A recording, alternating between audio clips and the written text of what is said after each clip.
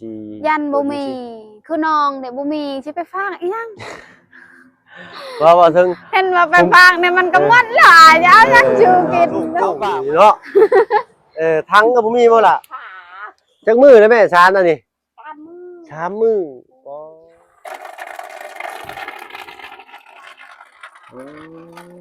มาเอ้ยเนาะไป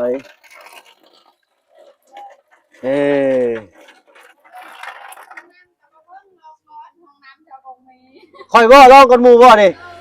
ป้อห้องน้ำนอกก็มีกับทั้งบ่พึ่งใส่ก่อนพี่น้อยเนาะประเดิมให้เนาะเอาโอ้ยมาแล้วพี่น้อยเนาะบ้านน้องดอกแคหรือบ้านซาวลาพี่น้อยเนาะน้ำไหลเนาะแต่ไฟยังบ่สว่างเพื่อพี่น้อยเนาะครับพอดีเพิ่นยังใช้แผงโซล่าร์เซลล์อยู่เนาะโอ้ได้น้ำนี่ก็ทานน้ำให้เป็นพญาเด้อพี่น้องเด้อเนาะทานปลาให้เป็นพระเจ้าทานข้าวจักเป็นหยังพี่น้อยเนาะ เอาทำมาหุ่นก็ฮู้บ่หลายพี่น้อยเนาะเอามาดู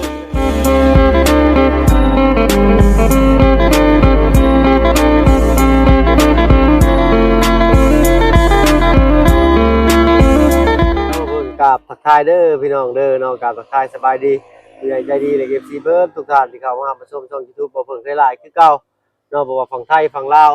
และก็ทั้งฝั่งต่างประเทศก็ยินดีต้อนรับเข้าสู่ช่อง YouTube บ่เพิ่งเคยหลายเช่นเคยพี่น้อยเนาะต้องเปิดคลิปเปิดภาพมากับพ่อกอกน้ำใหม่นี่ใส่ยังมีกลิ่นกาวอยู่แล้วหายได้นี่เนาะอาบรถบ่ตู้เนาะโอ้ยอยากซื้ออันสบู่มานำเด้เนาะมีบ่สบู่เจ้านะยืมแน่แล้วใส่หัวก็มีพร้อมมีบ่ผ้าขนหนูนะว้ายคักแล้วซะนี่มือแรงสิมาอาบโอ้ยเนาะมันก็สิโพดได้นี่พี่น้อยเนาะเอาซะทุกอย่างต้นมะฮุ่งนี่บ่ให้บ่ซั่นต้นมะฮุ่งต้นนี้บ่ให้บ่บ่ย่าเพิ่นสิตัดต้นมะฮุ่งบ่โอ้มันเป็นหยังมันสูงโพดบ่โอ้ยข่อยตัดให้ก็ได้ดอกสมกับมะฮุ่งบ่ยาวแล้วก็ตัดคือข่อยตัดเลยเนาะได้เอ้ยตัดต้นใหญ่ๆนี่สูงโพดได้บ่ไรเอ้ยตัดมันนี่ป้าโธ่สบายดีเด้อทั้งตัวแม่เด้อเนาะเดี๋ยวมาอัปเดตบ้าน2 เรือนชานน้ำไหลไฟสว่างบ้านน้องดอกแค่ว่าซั่นซะสว่างแล้วเนาะยังมื้อแรงแข่งฉลาดซื่อดีใจแฮงไปว่าของขวัญปีใหม่เด้โอ้ยของขวัญปีใหม่มันได้น้ำซำเนาะได้น้ำแล้วก็ได้ใบสนุครัวมาแล้วบ่ล่ะใบสมุนครัวเด้อสบายดีทางชาวดอกแค่เพิ่นว่าได้ใบสมุนครัวเนาะให้ไปเซ็นในบ้านยังก่อนในบ้านก่อนซองเลยบ่โดยเอ้าเพิ่นยังแค่ไปเซ็นในบ้านอยู่ในอันบ้านดงนี่บ่โดยเซ็นในบ้านแล้วก็กลุ่มบ้านแล้วก็ปกสบ้านแล้วก็อีหยังเจ้าหน่วยบ่ในบ้านนี่บ่หน่วยแล้วกลุ่มโดยเซ็นในกลุ่มมันก็สิจบอยู่แล้วก็เซ็นในบ้านซื่อมีเซ็นกลุ่มแล้วก็เซ็นในบ้านเนาะแล้วก็อาจจะต้องเซ็นก่อนบ่จังไปเอาหรือว่าไปเอาก่อนจังมาเซ็นมาเอาแล้วก็แล้วเซ็นหมดก็ต้องโดยแล้วก็ไปส่งให้เขาคืนไปส่งให้อันไปเซ็นหน่วยเซ็นกลุ่มแล้วก็จังเอาลงไปส่งให้เพิ่นคืนโดยเวลาแจ้งมาอีกเทื่อนึงว่าให้มาเอาหรือว่าได้ขึ้นมาเลยต้องไปส่งเลยแล้วเราสิให้เฮ็ดใบบัตรประจำตัวอีหยังนำเฮ็ดบัตรประชาชนเนาะทางนี้เพิ่นยังบ่มีบัตรประชาชนแม่นว่าบัตรประจำตัวก็ได้บัตรประชาชนก็ได้เนาะทางบ้านเฮาชื่อบัตรประจำตัวว่าซั่นซะเนาะเอาโอ้ทุกส่วนอันบักใหญ่พี่น้อยเนาะควันกลุ่ม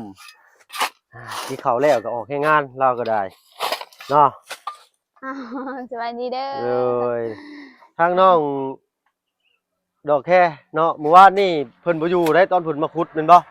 โดยเพิ่นไปอันเซโปนเป็นได้ล่ะไม่เห็นน้ำประปาได้ใช้หรือบ่หรือว่าไปเปิดคนแรกบ่ไปเปิดคนแรกเจ้ายังบ่ทันได้เปิดบ่บ่ไล่บ่ไล่เปิดก่อนโอ้ยบ่ไล่เนาะบ่เสียงแต่เช้านี่บ่เสียงแต่เช้าพุ่นเนาะโดย เพิ่นขุดแต่นี่พี่น้อยเนาะแล้วก็บ่ทันอันนี้เพิ่นต้องใช้เพิ่นขุด2บ่อนนี่เพิ่นขุดหาท่อได้นี่เนาะ โดย โอ้ต้องสิพุ่นเจ้าต้องมาขุดทางนี้อันน้องดอกแค่เนาะว้าโต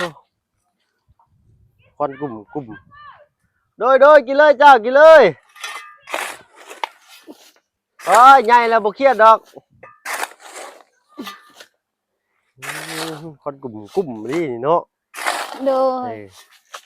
เอามาจากโมงน้องดอกแค่เมื่อวานนี่แต่สิโปนมาแต่แมนจ้ะ ถ้าว่าไปตอนเช้านั้นก็มาแต่เซโปนก็11 โมงตอนเช้าแล้วก็พักบ่ไหวแล้วฮอดเฮือนแบบว่ามันแดดแฮง ฮ้อนแดดฮ้อนลี ก็ยังสิกลับไปเซโปนอีกตอนแรงเด็กก็เลยพักผ่อนอยู่บอนเขาอ้ายบอกอยู่กับลุงเฮิม อ๋อบ อนพัก โดยอยู่อันเฮือนนั่นลุงเฮิมปานนั้นเนาะ โดย อ๋อสวนบ่นี่ฮะ โดย ใช้เบิ่งอยู่ฮะมันไปใช้ครึ่งหนึงอันนี้ฮะ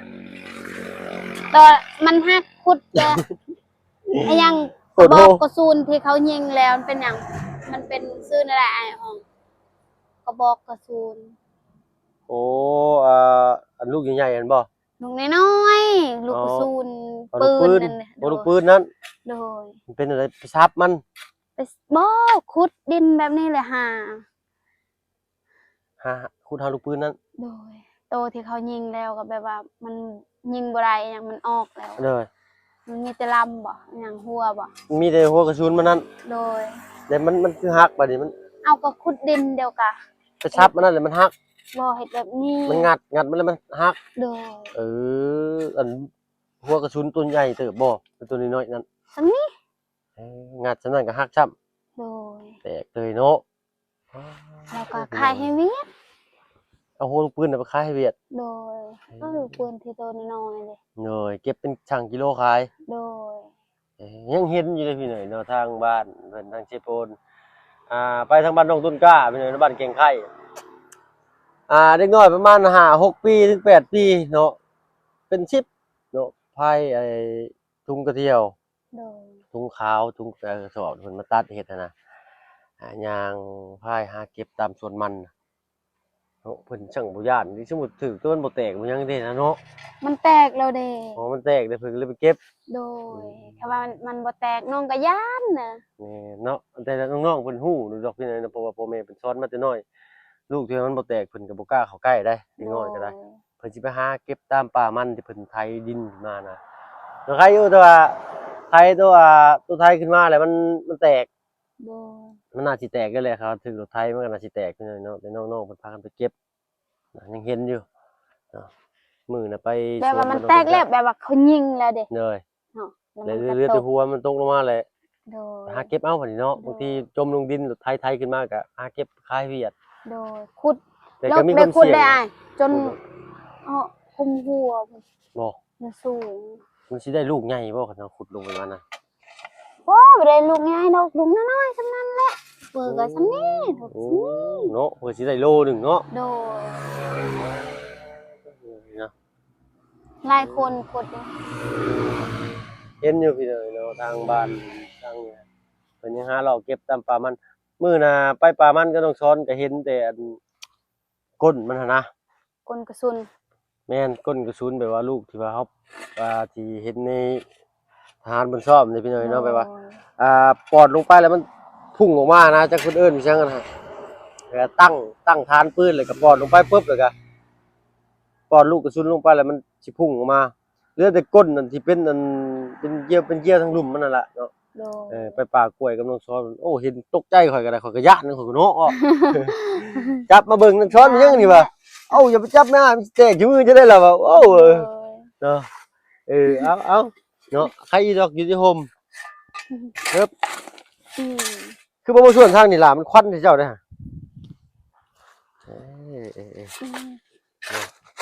ระวังเด้อบัดนี้เด้อจะลักพุดเนาะโอ้เพิ่นฟังมาทางใดนี่ ฮะ เพิ่นฟังมาทางใดนี่ พุ่นอยู่พุ่น ใช่เพิ่นขุดเอาอยู่หั่นเลยบ่ บ่อยู่พุ่นดูกลัวๆอยู่ อ๋อ พุ่น เพิ่นเอามาแต่ลอดแต่ทางมานี่ โดย สายน้ำทางนี้บ่ได้มีแม่นบ่ สายน้ำบอน ท่อน้ำทางนี้บ่มีเลยเนาะ มีบอนนั่นแหละ โอ้เพิ่นขุดบ่พอเพิ่นก็เลยไปขุดเอาอยู่หั่น โดย เอาเนาะถมก่อนเนาะเมื่อวานนี่ก็ทางบ่อไร่กับบ่อตูนมาอัปเดตเพิ่นขุดนั่นคนกุ่มบ่ ขุดอยู่เพื่อนน้องนี่วะ แม่นเจ้าบ่อยู่เฮือนเด้เมื่อวานนี่ โดยน้องไปเฮ็ดใบสนุกครัว เอาเนาะเอาบัดนี้เนาะก็คือสิได้พากันอาบน้ำสบายแน่เนาะ โดย มีแต่หาแนวมาขังเนาะอาบน้ำยามกลางเวียงกลางเว้นจังว่าคนกายทางกายไปกายมาบัดเดี๋ยวเบิ่งกันว่าอายหั่นน่ะเนาะ อ้ายและติดทาง เพราะว่าเพิ่นใกล้ถนนเด้พี่น้อยเนาะท่อน้ำเพิ่นก็ได้เออ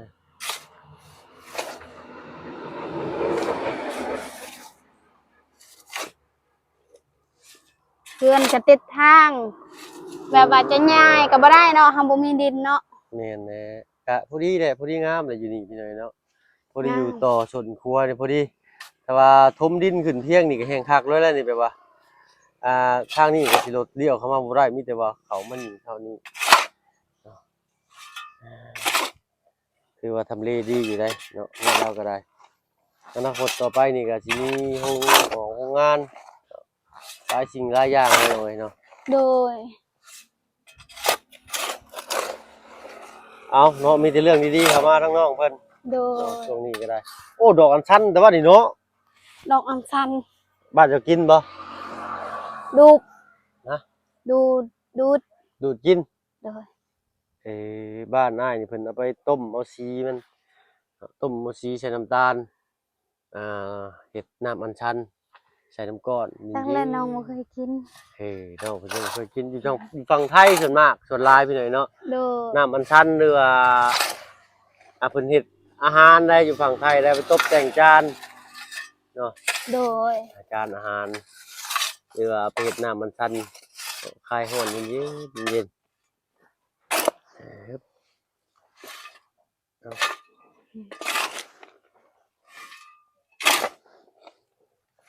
ที่ว่าเฉพาะของดีไปจักเนาะขุดไปขุดมานี่ก็ได้ เจอระเบิดอีกแล้วรถ เจอเลยเจ้าก็ย่องฉันก็ปุ๊บบ่ได้ทันเลยนี่เนาะ มันแตกก่อนแล้วสิปบท่านคือในน้ำบุ่มบุ่มเนาะ บอกลูกบอกเมียบ่ได้ทันลาพ่อลาแม่บ่ได้ทันเลยนี่เนาะญาติเลยข่อยกับเวลาไปป่ามันบ่หรือว่าไปป่าไปดงน้ำน้องๆเพิ่น โดย ญาติเลย ยานลาพ่อลาแม่ลาเมียลาลูกว่า นี่ลูกก็ยังน้อยอยู่ซ้ำพี่น้อยเนาะโอ้ยมันก็วาสนาบักคุณมีแล้วพี่น้อยเนาะ โดย เมียเพิ่นยังงามอยู่ซ้ำบาดนี่เพิ่น3มื้อดอกจ้ะชิบมือก็ลืมแล้วเขาเพิ่ง โอ้ยบ่ชิบซ้ำ3มื้อได้3มื้อเขาก็ลืมแล้วพี่น้อยเนาะ เราผู้งามเนาะ เลยเอาเฮ็ดเวียกมาเมื่อยก็อาบน้ำเย็นๆเย็นๆก็บ่ได้ลงอาบน้ำห้วยน้ำห้องเลยเนาะล่ะเนาะ โด มื้อนี้เนาะ ยโดยดีใจแฮงแบบว่า เลย แบบว่าปีใหม่เนาะ เลย ปีใหม่กะ เรี แบ ยน บว่า ดีๆเข้ามาบัดนี้เนาะ โดยดีใจแฮงแล้วค่ะขอบใจแบบว่าผู้ใหญ่เห็น เลย แล้วก็ทีมงานเขาอายแบบว่า มาเยี่ยมยามน้องตลอดแคนว่าบอก จักน้องที่ว่าใดเด้ เราก็อธิบายออกมา โดยแล้ว จมบ่ถือผู้ใดไปหน่อยเนาะ ดีใจแฮง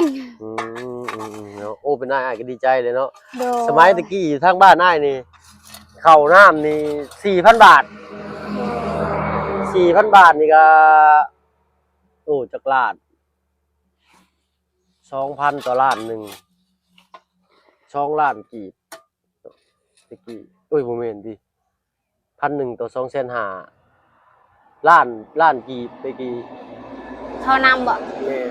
ตะกี้เงิน 1,000 บาท 2,500,000นี่แหละตะกี้เดี๋ยวนี้นะ1,000อัน6,700,000เดี๋ยวนี้เนาะโอ้ยอยู่พี่6,600,000หลายอะ 1,000 บาทคือทางบ้านเฮา6,700,000 6,750,000 6,800,000ก็แล้วแต่เรทเงินขึ้นแต่ละมื้อแต่ละเว้นยังบ่คงที่พี่น้อยเนาะ ว้าวน้ำมันก็50,000ตะกี้ก็ได้เกือบ2ลิตรแล้วคุมื้อนี้น้ำมัน50,000ได้ลิตรหนึงกับจุด2โอ้ยจน น้ำมัน80,000เมื่อก่อนเต็มถังพี่น้อยเนาะเดี๋ยวนี้80,000มันเลี้ยวเบิ่งเขาบ่เห็นน้ำมันจ้ะประมาณแสนหนึ่งหรือ120,000ถ้าว่าน้ำมันเบิดค่าครับถ้าเขาเติมมันจังสิเต็มถังอะนะ120,000นี่ก็ห่วยเกือบ200พุ่นเด้ฮะ โดย ลิตรละ40ปลายพันพี่น้อยเนาะโอ้ น้องบ่คิดว่าน้องสิได้ ได้น้ำนี่บ่ ได้น้ำแล้วก็ว่าน้ำนี่สำคัญก็สำคัญแต่ว่าน้องมีแล้วเห็นว่าอยู่เฮือนนี่แข่งอยู่เฮือนนี่เฮาน้องแฮงดีใจแต่แบบว่าได้แบบสนุกครัวเนาะ ได้ทั้ง2อย่างเลยบัดนี้ โด เนาะ ยดีใจ ส แฮ มุน ง ครัวก็ได้สมุนครัวและหลักๆเนาะ โดย บาดเจ็บไข้ได้ป่วยมาไปโรงแพทย์โรงหมอเพิ่นก็สิบ่ได้ถามหลายก็สิบ่ยากแน่ โดย เนาะแล้วก็สิราคาก็สิบ่แพงปานใดพี่น้อยเนาะก็สิมาตรฐานแต่ว่าเฮาบ่มีใบสมุนครัวมันยังเพิ่นก็สิบวกเพิ่มขึ้นประมาณนี้นะ โดย เพราะว่าเพิ่นก็บ่ฮู้คือกันว่าแล้วอ้ายก็ยังบ่ได้มีบัตรประจำตัวใช่เด้บัตรประชาชนอ้ายบ่ได้มีเด้อบัตรประชาชนลาวนะ บ่มีบ่ บ่มีแต่ใบสมุนครัวอันนั้น น้ ก็ อ ได้ งถ้าแล้วนี่เขาให้เฮ็ดเลย เป็นสิใบอันเป็นบัตรประจำตัวให้เนาะ โดย ของอ้ายมีแต่มันเก่าเลยยังบ่ได้ไปเปลี่ยนเฮ็ดตั้งแต่2008พุ่น ถึงว่าเก่าก็ได้บ่ เก่าบ่ได้แล้วมันก็เบิดอายุคือกัน โดยแบบว่า 4-5 ปีเพิ่น ใบ เฮ็ดเทื่อนึง สนุกครัวเขาบอกว่าตัวเก่าใช้งานบ่ได้แล้วค่ะว่า แม่นเพิ่นเฮ็ดใหม่เพิ่นเด้เพิ่นเริ่มเฮ็ดใหม่เพิ่น โด เลย ย เด้ แบบว่าปีใหม่เขา ของ เฮ็ อั ด น ใหม่หมดเนาะ อยู่เฮือนอ้ายทั้งตุพ่อตุแม่เพิ่นก็ยังไปเปลี่ยนใหม่ โดย เพราะว่ามันหลายฟ้าหลายปีเลยก็เพิ่นเปลี่ยนระบบใหม่เนาะเฮ็ดบางทีเพิ่นเฮ็ดเข้าแบบเข้าคอมเลยหันนะ โดย เนาะเมื่อก่อนยังเป็นสมุดยังเป็นใส่สมุดอยู่เนาะเทคโนโลยีบางบ้านเฮามันก็ยังบ่ล้ำคือทางบ้านเพิ่น จักคนบ้านใดเมื่อวานนี่เราไปเอาเงินอยู่ธนาคารเห็น โดย แบบว่าผู้ที่เคยไปรับเงินนั้นเสียชีวิตแล้ว โดย เมียก็เสียชีวิตพ่อก็ผัว บ่แม่นพ่อผัวก็เสียชีวิต2คนแล้วเป็นผู้น้องนั่นไปรับ โดย แทนแล้วเขาบ่ให้ เอา เราเลยเข้าอยู่ในเมืองนั่นแหละก็ให้เขาซอย โดยโอ้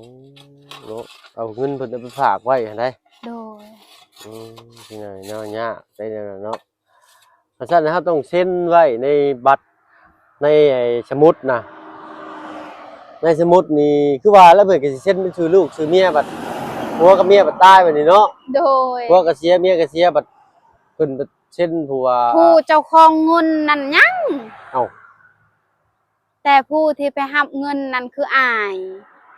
แบบว่าอายอยู่ในเรือนเห็นกับเอื้อยไผก็เสีย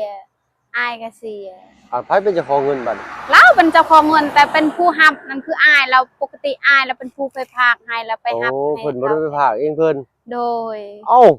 ฉันก็มีบาดนี่เนาะเพิ่นคือบ่ไปเองอะนะ จ้า เนาะอ่ายากแล้วแนวนี้เนาะ โดยอันนั้นเขาก็งงคือกันแต่จักใดหรือบ่ก็ยังบ่ฮู้นํเขาเด้ อีต้นสงสารเพิ่นอยู่พี่น้อยเนาะ โดย ส่วนมากทางนี้เพิ่นสิบ่ได้เอาเงินเข้าธนาคาร โดย ทางสิโปนทางบ้านสิเจ้านี่เนาะเพิ่นมีเท่าไรเพิ่นก็เอาไว้ในเฮือนได้คนบ้านเจ้านะเพิ่นบ่ได้ค่อยเอาไปเข้าฝากธนาคารเนาะคือทางบ้านจุ้มอ้ายเพิ่นสิ ยันบ่มีคือน้องเนี่ยบ่มีสิไปฝากอีหยัง ว่าถึง เห็นว่าไปฝากเนี่ยมันก็หมดหลายอย่าเอาหยังชื่อกิน เอาฝากมันก็อยู่ในบัญชีเอากดออกมาใช้ได้เด้ เนาะ โดย แต่ส่วนมากผู้ที่ว่าเพิ่นเฮ็ดไม้ยังโบงบ่เฮ็ดปลาหมกสวนหมอกสวนมันบ่จังซี่นะแถวเทิงๆแถวบันดงขึ้นมานี่เพิ่นสิบ่ค่อยมีบัตร ATM ได้ โดยบ่มี ส่วนน้อยมีประมาณ100ละ20%น่ะพี่น้อยเนาะคันสิมีก็ได้เนาะมีแต่พวกร้านค้าร้านขายพวกร้านค้าร้านขายนี่เพิ่นก็บ่ได้เป็นคนทางนี้ เพิ่นหยังนั่นน่ะ เพิ่นสิมาใส่หยังเด้ ขึ้นว่าเขาไปตั้งเสาเฮือนเสากรุงมี ซะดอก แม่น บ่ เอา แม่ เพิ่น น สิ เนาะ ตั้งป้ายเด้ป้ายเพิ่นเฮ็ดทางแล้วเพิ่นก็สิขุดเพิ่นก็สิเฮ็ดป้ายเด้โค้งอันตรายซั่นซี่นะลดความปลอดความไวเนาะเอาแล้วเลยก็ไปหาล้างไม้ล้างมือล่ะบาดนี้ไปจะเปิดน้ำให้ปะลูกเพิ่นเบิ่งอยู่ห่าเนาะ โดย น้ำไหลไฟสว่างด้วยแผงโซลาร์เซลล์เนาะอ่าโต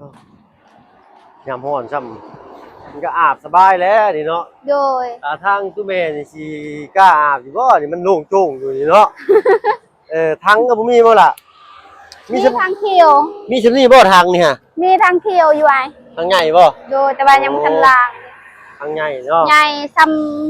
ำนี่แหละ โอ้สำนั้นต้องหาไม้ได้นี่ ต้องหาไม้มาใส่นี่ห้องขึ้นให้มันซ้ำกันล่ะก็เฮ็ดเป็นฐานให้มันเพียงกันเลยก็เอาทางมาตั้ง โดย เนาะ ก็ถ้ามีเงินน้องสิซื้อท่อเลย อ๋อซื้อท่อเปิดไอ้ต่อไปใช้บอนอื่นเนาะ โดย เอาต่อลงหั่นบ่ต่อไปใช้บัดนี่ ต่อลงหัน ต่อพุ่นบ่ ต่อหันเพื่อนเลย อ๋อต่อเทือนบัดสิอาบได้ซะ อาบ ดูแล้ว น้ำห้วย เอ้าบัดสิอาบน้ำห้วยเนาะอาบน้ำนี่แล้ว อาบน้ำนั่นก่อนถ้าเวลาที่มันขาดเคินน้ำนั้นก็อาบน้ำนี้ โอ้ก็ได้ประหยัดไปน้ำแน่เนาะ โดย โน่คุณคิดถึกเด้อพี่น้อยเนาะเอาน้ำนี่กินกับต้มกันเด้อ โดย ส่วนมากทั้งบ้านเจ้าอ้ายเฮ็ดมาเปิดจวดกินเลย กินเลยน้ำนั้นบ่ได้ต้ม อ๋อน้ำมัน น้ำนี้บ่เคยกินเด้ บ่เคยกินเนาะอันนี้ก็ โดย ต้มก่อน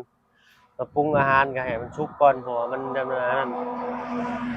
โอ้เรามีมะเขือพูนแต่ว่าน่ะมันมีแต่ดอกแคตัวน่ะเนาะ ดอกหยังก็อ้าย มะเขือพูเด้อฮะ มักตัวผู้บ่ แม่น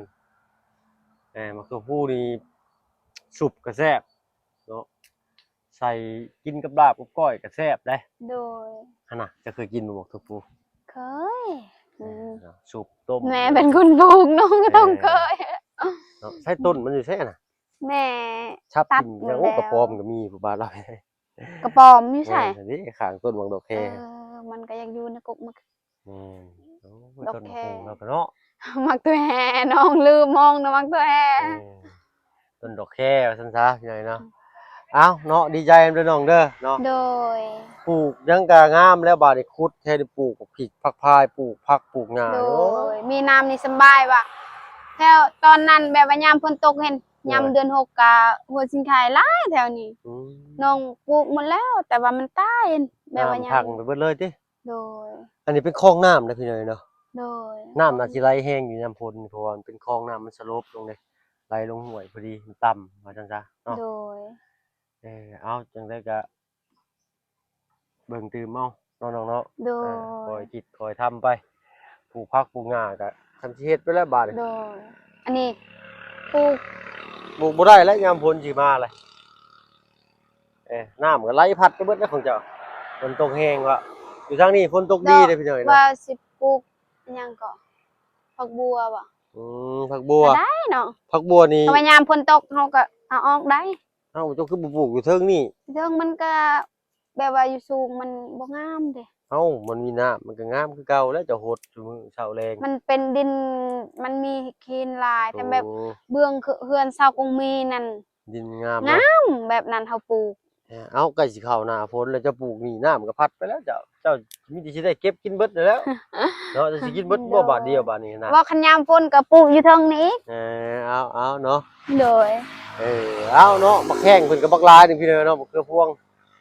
อยู่ฝั่งไทยนี่ขายกำละ10 บาทอันอยู่ฝั่งไทยเพิ่นขายเก็บขายได้เงิน